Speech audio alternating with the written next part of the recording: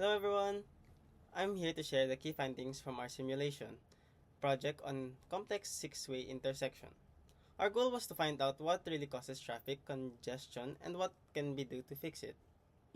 The most important thing we discovered that is the traffic light cycle time is the single biggest factor affecting congestion.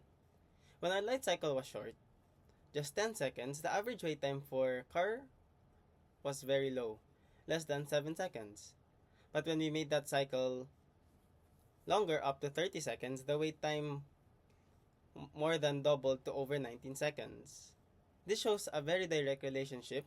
A longer stoplight cycle means everyone has to wait much longer.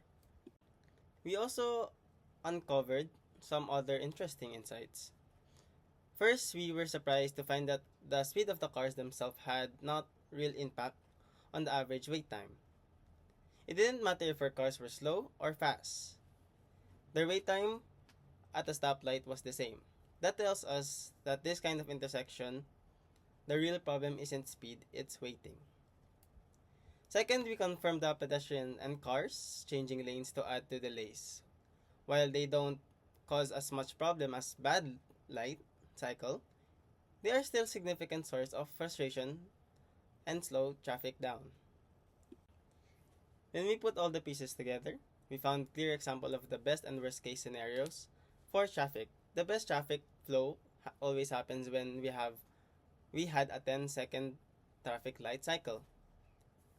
The worst traffic, on the other hand, was always a combination of a long 30-second cycle mixed with the delays from pedestrians and lane changing. In the end, our project shows that the best way to improve traffic is to focus on a smart data-driven approach to traffic light timing.